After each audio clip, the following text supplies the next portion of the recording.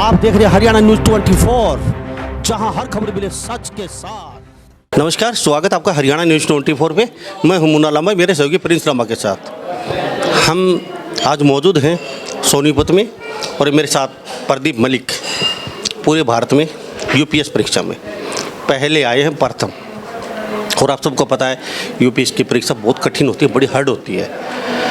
पहला तो बहुत बड़ी बात है, अगर इस परीक्षा में हम उत्तीर्ण हो जाते हैं, सिलेक्शन हो जाता है, तो भी बहुत बड़ी बात है।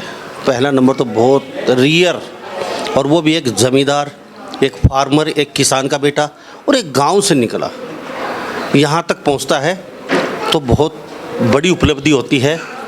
और ये मलिक हैं, तेवड़ी गांव से आते हैं, सोनीपत डिस्ट्रिक्ट में इनका गांव है। पहले खुद सर्विस करते थे इनकम टैक्स डिपार्टमेंट में एज ए इंस्पेक्टर के तौर पे। पिताजी इनके किसान हैं, माताजी गृहिणी हैं। तो हम आज इनसे रूबरू, क्योंकि कई लोगों की प्रतिक्रिया आ रही थी पूरे भारत से, विदेशों से भी मेरे पास, कि आखिर उनसे भी मिलवाया जाए, कितनी मेहनत करनी पड़ती है, किन चीज़ पे इन्होंने फोकस रखा, कई चीज़ों से बात करनी बहुत ज़रूरी थी। प्रदीप जी, हरियाणा न्यूज़ 24 आपका बहुत बहुत स्वागत जी। Thank you. प्रदीप जी, क्या कहेंगे? खुशी का दिन है, खुशी का मौका है। हाँ जी। और इस मौके पे आईएएस लगना एक बहुत बड़ी उपलब्धि है, और वो भी पूरे भारत में पहला नंबर। हाँ जी, बिल्कुल खुशी है इस बात की। ये अनएक्सपेक्टेड था, फर्स्ट रैंक तो नहीं एक्सपेक्ट करा था, बट ये आया है, काफ़ी अच्छा लग रहा है, काफ़ी खुशी है। इनकम टैक्स में आप एज ए सर्विस करते थे, इस समय कैसे निकाल पाए?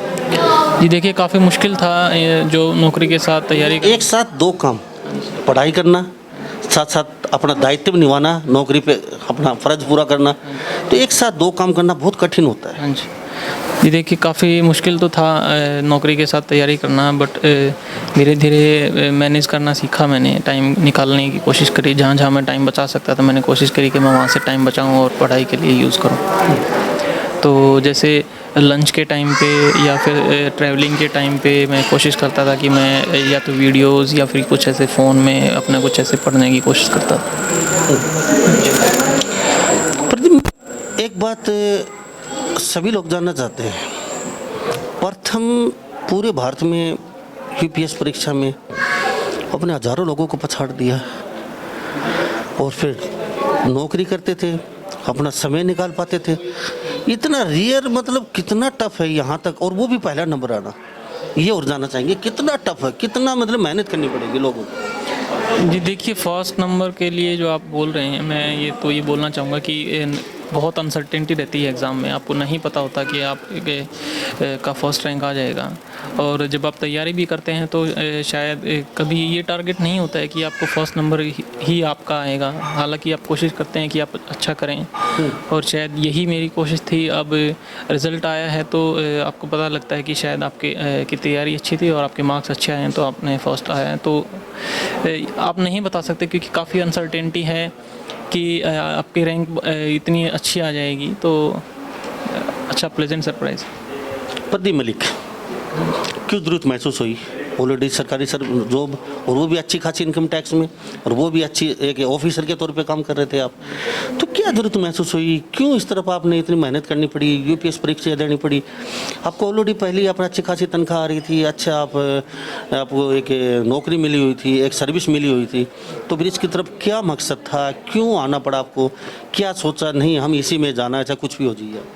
जी देखिए, इनकम टैक्स में तो मैं एज इंस्पेक्टर ही काम कर रहा था। वो एक डिपार्टमेंट के हिसाब से ग्रुप सी पोस्ट है। वहाँ पे जाने के बाद मैंने देखा कि बहुत सारे ऑफिसर्स हमारे जो थे, उनसे मुझे थोड़ी प्रेरणा मिली। तो मुझे लगा कि मुझे भी शायद तैयारी करनी चाहिए और यूपीएससी की, और शायद अगर मैं आगे कुछ और करियर में आगे अच्छी प्रोग्रेस की जा सकती है, तो क्यों ना मुझे इसके लिए कोशिश करनी चाहिए। तो मैंने इसके लिए फिर तैयारी शुरू की। कितने घंटे की आपकी ड्यूटी होती? जी वही जो ऑफिशियल टाइमिंग होती है 9 to 6। उसके बाद घर पे आते ही सीधा ही पढ़ाई पे? सीधा तो नहीं है, वो आने के बाद थोड़ा आपको रिलैक्स करना पड़ता है, लेकिन कोशिश यही रहती है कि ज़्यादा से ज़्यादा टाइम आप पढ़ाई में दे सकें, ज़्यादा वेस्ट ना हो। कितने घंटे पढ़ाई करनी पड़ी? जी देखिए, घंटों के हिसाब से तो नहीं मैं कर पाया, क्योंकि मेरा टाइम का जो शेड्यूल था वो बहुत फिक्स नहीं था, फ्लेक्सिबल टाइमिंग रहती थी। तो मेरा जो मेन फोकस था वो सिलेबस के ऊपर ही रहता था कि मैं मंथली या फिर वीकली अपने सिलेबस को कवर अप कर सकूं। बाकी बच्चे देख रहे हैं पूरे इंडिया के, भारत के, और आपसे कुछ सीखना चाहते हैं, यूपीएससी की परीक्षा की तैयारी कर रहे हैं, पहला, दूसरा, तीसरा, चौथा, पाँचवा, सातवां, 300 रैंक तक जो बच्चा आता है वो एकदम टॉप बच्चा होता है। क्या करना पड़ेगा उन बच्चों को, किस तरीके से, क्या कहेंगे उन लोगों को? आपसे सुन रहे हैं, बहुत ज़रूरी है। जी देखिए, जो भी इस परीक्षा की तैयारी कर रहे हैं या फिर करना चाहते हैं, मैं उनको यही बोलना चाहता हूं कि आप डिटर्मिनेशन के साथ लगे रहिए। कंसिस्टेंसी बहुत इंपॉर्टेंट है इस एग्ज़ाम के लिए, और अगर आप कंसिस्टेंसी के साथ लगे रहेंगे तो बिल्कुल आपको भी सफलता ज़रूर मिलेगी। प्रदीप जी, अब कई जो अभिभावक हैं वो चाहते हैं हमारे बच्चे यूपीएससी की तैयारी करें। अब आप लोगों को देख के, जो गरीब बच्चे आए उनको देख के, सबका मोटिव एक मकसद होता है हमारे बच्चे भी यही तैयारी करें, और बच्चा जाना चाहता है किसी दूसरी फील्ड में। तो आपको देख के वो अभिभावक अपनी इच्छा पूरी करवाना चाहते हैं बच्चों से, तो उन लोगों के लिए भी क्या कहोगे? क्या ज़रूरी है आपको देख के आप जो बने हैं, हम भी वही बने, हमारे बच्चे वही बने? जी देखिए, मैं उन पेरेंट्स को यही बोलना चाहूँगा कि आप अपने बच्चे के इंटरेस्ट के बारे में जानें पहले, और अगर आप उनके इंटरेस्ट के फील्ड में ही अगर उनको आगे जाने के लिए प्रेरित करेंगे तो वो अच्छा रहेगा। उनके ऊपर किसी चीज़ का प्रेशर ना बनाएं, उनको खुद ही डिसाइड करने दें कि उनको जीवन में क्या बनना है, और जो वो डिसाइड करते हैं तो अपने हिसाब से, तो आप उसमें उनका सहयोग करें, उनको सपोर्ट करें।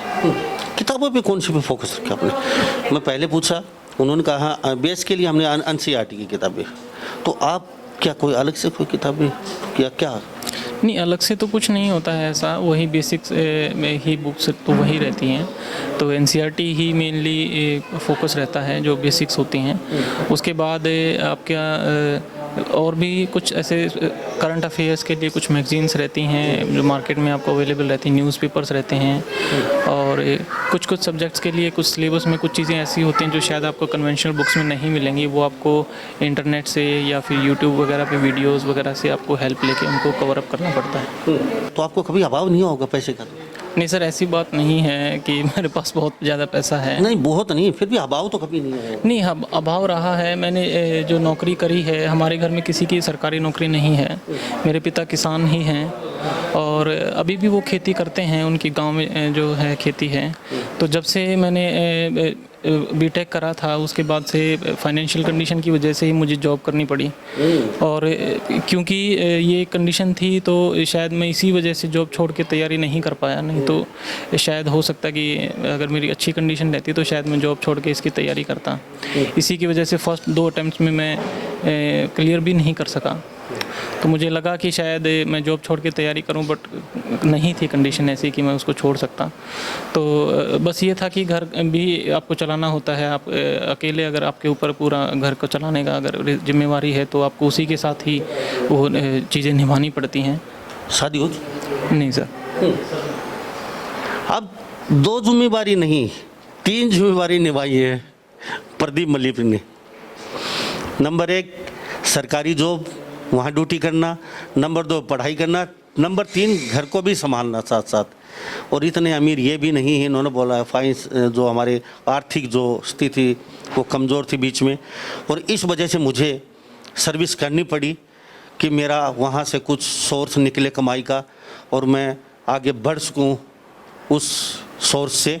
तो इस वजह से इन्होंने वो, तो यूपीएससी ही करना क्या मकसद था? कहाँ से मोटिवेशन मिला, क्यों किया, क्या मकसद था?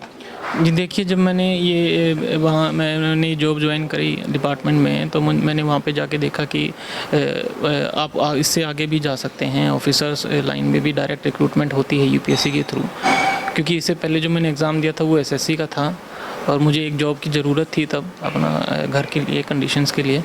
तो पहले मैंने एसएससी का एग्ज़ाम दिया था, वो मिलने के बाद फिर मुझे लगा कि शायद अगर मैं आगे कर सकता हूँ तो मुझे कोशिश करनी चाहिए, और बाय गॉड ग्रेस आज कामयाबी मिली, अच्छा लग रहा है।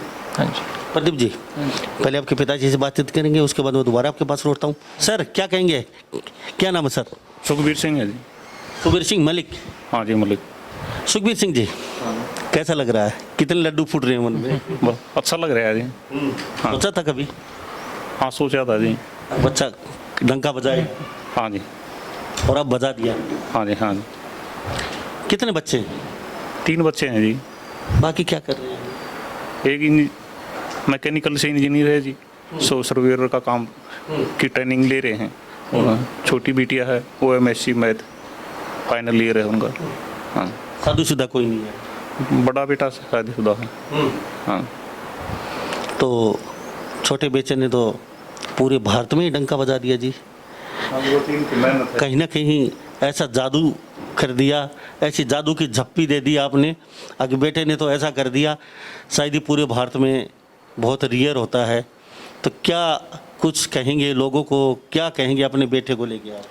नहीं जी, जादू तो इसमें ऐसी कोई बात नहीं है। इसमें तो जो बच्चा अच्छा अपने मेहनत से लगा रहेगा और उनके पेरेंट्स उसको थोड़ा मोटिवेट करते रहेंगे तो एक दिन सफलता हासिल जरूर करेगा। कितने पढ़े लिखे? मैट्रिक पास हैं। और आपकी वाइफ? वो भी मैट्रिक पास हैं। तो आपने ये मोटिवेशन कहाँ से, आपको कहाँ से प्रेरणा मिली? मेरे बच्चों को मुझे पढ़ना है, मैं नहीं पढ़ पाया। बस हम इसी पर्पज़ के लिए इधर यहाँ शंभू विद्यालय में इनको एडमिशन दवा दे। गाँव में इतनी पढ़ाई नहीं हो सकती, इधर ये वो पढ़ेंगे तो थोड़ा अच्छा करेंगे। और वो उन्होंने इनकी मेहनत ने। प्रदीप, हाँ जी। सरकारी स्कूल में पढ़े हैं कभी? हाँ जी, सरकारी में। मैं गांव में था तो सरकारी स्कूल। कितनी कक्षा? जिस गांव में मैंने 7th क्लास तक पढ़ाई करी है। 7th कक्षा तक? वाह जी वाह। आगे फिर क्या सोचा? उसके बाद जी फिर यहाँ पे वहाँ पे आगे अच्छी पढ़ाई नहीं थी तो फिर मेरे पापा जी ने सोचा कि हमें शहर में वो पढ़ाने के लिए भेजेंगे। तो उन्होंने फिर यहाँ पे भेजा। हालांकि वो गांव खेती और सारा कुछ काम गांव से ही था। और तो हम यहाँ पे रहते थे, मेरे अंकल जी रहते थे पहले, हम उन्हीं के पास रहते थे, पढ़ाई करते थे। हाँ जी। कभी आपको अपना इस जो UPS परीक्षा के दौरान कभी ऐसा महसूस हुआ, हाँ मेरे पास कोई पैसा होता? आपके अगल बगल में करोड़पति अरबपति बच्चे भी होंगे, वो भी तैयारी कर रहे होंगे, डेली के 5,000 7,000 खर्चा भी करते होंगे वो। तो अभी कभी आपको ऐसा महसूस हुआ मेरे पास भी 3 अगर पैसा होता तो मैं भी इस तरीके से खर्चा कर पाता ही? नहीं, देखिए अब जब जहाँ से जी हम जो हमारा परिवेश था, जो ग्रामीण परिवेश था, हम इस तरह के अभी ऐसे शौक़ तो नहीं थे कभी कि पैसा उड़ाएं या फिर ऐसा कुछ। बट ये था कि हाँ ज़रूर अगर हमारे माता पिता ने वो नहीं पढ़ पाई, वो हमें पढ़ाना चाहते हैं आगे और हमें इतनी मेहनत करके वो यहाँ तक अगर चाह रहे हैं कि हम पढ़ें स्कूल में, अगर अच्छे स्कूल में एडमिशन करा के हमें पढ़ाने की कोशिश कर रहे हैं, तो यही था कि हाँ भाई पढ़ाई करनी है, कुछ उनका भी सपना साकार करना है और आगे फैमिली को सपोर्ट करना है। अब UPS की परीक्षा में कितनी बार ट्राई किया? क्या पहले ट्राई में ही पूरे भारत में डंका बजा दिया या फिर दूसरी या तीसरा था? जी, ये मेरा 4th अटेम्प्ट था। 4th, यानी कि आप उतार चढ़ाव सब पता कर चुके थे। हाँ, यहाँ पे मेरा वीक पॉइंट है और यहाँ मैं प्लस में जाऊँगा, यहाँ माइनस में रह गया। हाँ जी, ये मेरा 4th अटेम्प्ट था। इससे पहले मैंने 16 में अपना फर्स्ट अटेम्प्ट दिया था और 16 17 मैंने फिर उसके बाद कंटिन्यूसली अटेम्प्ट दिए हैं। ये मेरा 4th अटेम्प्ट था। ड्यूटी कहाँ पे करते? ड्यूटी मेरी दिल्ली में थी सर। हाँ जी। तो बड़े IAS की तैयारी, भारत में 1 नंबर, तो भारत में 1 नंबर पे ही आपको जॉब मिलेगी, इसमें कोई दो राय नहीं है। तो क्या लगता है कभी नौकरी करते हुए अफसर आप पे दबाव भी बनाया होगा किसी ने? आपने सोचा होगा यार इस नौकरी को छोड़ देते हैं, कहाँ पंगा ले लिया, पुलिस का लफड़ा दफड़ा? जी देख, नहीं वो पुलिस की तो नहीं है। नहीं, चलो उससे मिलती जुलती है थोड़ी। हाँ नहीं, वो एक डेस्क जॉब होती है, बस वो डेजिग्नेशन का नाम उसमें इंस्पेक्टर बोला गया है। वो पुराने टाइम से ही चलता आ रहा है, ऐसा नहीं होता उसमें। किसी अधिकारी रोब झाड़ा होगा उस समय आपको? जी देखिए, वो तो रहता ही है, बहुत सारे अधिकारी। सारे अधिकारी आपसे डरेंगे यार ये पंगा ले लिया, पता नहीं क्या करेगा हमारे साथ। देखिए सर, ऐसा तो नहीं है। और अब वही है कि अब यहाँ तक पहुँचे हैं तो जो मेन जहाँ से हम उठ के आए हैं, ऐसा तो नहीं लगता कि हम कोई रोब झाड़ना है या कुछ ऐसी सोच नहीं है। तो सर्विस में रह के आप क्या क्या सीखा? क्योंकि सर्विस कर चुके हो, दराजमीन से उठे हैं, AC कमरे में, AC बस में, AC स्कूल में पढ़ के नहीं आए आप, तो आपको पता है गरीबी क्या चीज़ है और क्या होना चाहिए भारत में। जी देखिए, मेरा जो एक सपना है वो है कि शिक्षा क्षेत्र में मैं थोड़ा प्राथमिकता से काम करना चाहूँगा, क्योंकि मैंने देखा है कि बहुत सारे बच्चे ऐसे हैं, गांव में भी बहुत ऐसी प्रतिभाएं हैं जो किसी न किसी कारण से अगर उनको सही से अवसर नहीं शायद मिल पाता तो वो रह जाते हैं। तो मैं चाहता हूँ कि जो गरीब परिवार से हैं या फिर पिछड़े वर्ग से जो बच्चे हैं उनको भी अच्छी शिक्षा मिले और उनको भी वो भी शायद समाज की मेन धुरी में आ सकें और समाज के विकास में योगदान दे सकें। प्रदीप जी, गरीब परिवार से, किसान फार्मर परिवार से हो। हमने अक्सर देखते हैं इतने बड़े पद पे जाने के बाद अक्सर गरीब घर का हो चाहे बड़े घर का हो, नीचे के लोगों को भूल जाते हैं। जो पीछे लाइन में खड़ा है, धोती कुर्ता पहने, गरीब बेचारा फटा पुराना कपड़े पहने, उनको आगे लेके आएंगे या फिर अगले को जो जेंटलमैन हमारे जैसे खड़े उनका काम होगा? क्या सोचते हैं? नहीं सर, मैं देखिए मेरी यही सोच है कि जो लास्ट मैन फर्स्ट आपको रखना चाहिए। जो जिस इंसान को हमारे समाज में सबसे ज़्यादा हेल्प की ज़रूरत है, मुझे लगता है कि आपको उन्हीं पे ज़्यादा फोकस करना चाहिए, क्योंकि जब तक वो नीचे से उठकर ऊपर नहीं आएंगी, इक्वलिटी नहीं आएगी समाज में, तब तक हमारा समाज विकसित नहीं हो सकता।